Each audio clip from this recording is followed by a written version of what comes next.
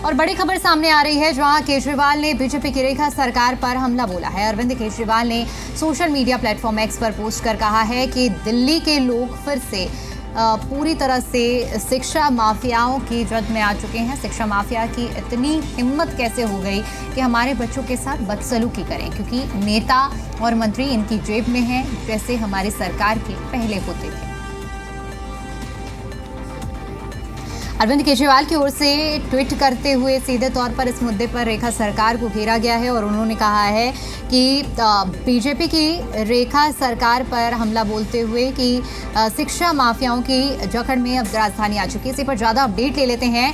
जी media संवाददाता देवेश हमारे साथ जुड़ चुके हैं। देवेश, एक बार शिक्षा का मुद्दा फिर से अरविंद केजरीवाल उठा रहे हैं, इस बार शिक्षा माफियाओं के मुद्दे पर रेखा सरकार को घेर रहे हैं।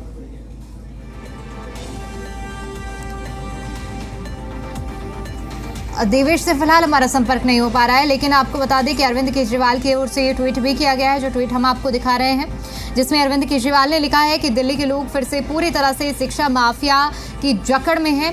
शिक्षा माफिया की इतनी हिम्मत कैसे हो गई कि हमारे बच्चों के साथ बदसलूकी करें, क्योंकि नेता और मंत्री इनकी जेब में हैं, जैसे हमारी सरकार के पहले होते थे।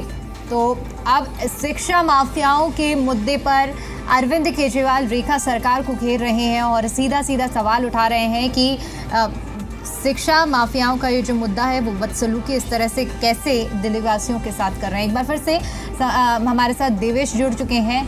देवेश, शिक्षा का मुद्दा लगातार आम आदमी पार्टी उठाती रही है और अब इस बार शिक्षा माफिया के मुद्दे पर अरविंद केजरीवाल रेखा सरकार को घेर रहे हैं।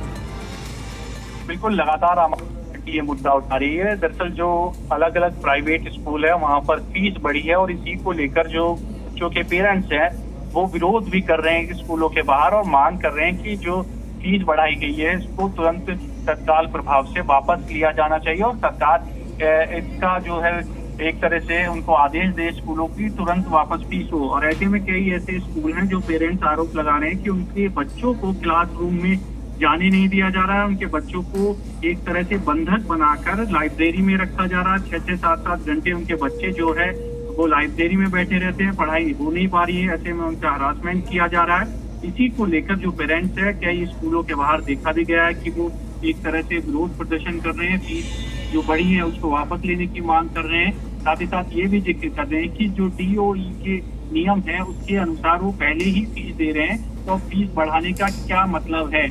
हालांकि इसको लेकर जो है एक कमेटी भी सरकार की तरफ से गठित की गई है जो कि अलग अलग स्कूलों की रिपोर्ट लेगी और उसके बाद सरकार को सौंपेगी। दिल्ली के शिक्षा मंत्री जो है आशीष सूद, उन्होंने SDM जो अलग अलग है उनके नेतृत्व में टीम बनाई है और उनको आदेश भी दिए गए हैं। देखिए, आम आदमी पार्टी का कहना है और उनके नेता का कहना है कि ऑडिट जब तक हर स्कूल का होना चाहिए और उसके अनुसार अगर लगे कि जरूरत है तो उसके हिसाब से स्कूल अपनी फीस बढ़ा सकते हैं, लेकिन अपनी मनमर्जी से फीस बढ़ाना ये जायज नहीं है। सरकार की मिली भगत है जो स्कूल मालिक है उनके साथ। और ऐसे में आम आदमी पार्टी के राज्य संयोजक भी और दिल्ली के पूर्व मुख्यमंत्री हैं अरविंद केजरीवाल, उन्होंने कई सवाल खड़े किए हैं। सोशल मीडिया एक्स पर बाकायदा उन्होंने पोस्ट किया है कि दिल्ली के लोग फिर से पूरी तरह शिक्षा माफिया की जकड़ में, क्योंकि बीजेपी की सरकार है, बार बार नेता ये जिक्र कर रहे हैं शिक्षा माफिया की इतनी हिम्मत कैसे हो गई कि हमारे बच्चों के साथ बदसलूकी करें, क्योंकि नेता और मंत्री इनकी जेब में है, जैसी सरकार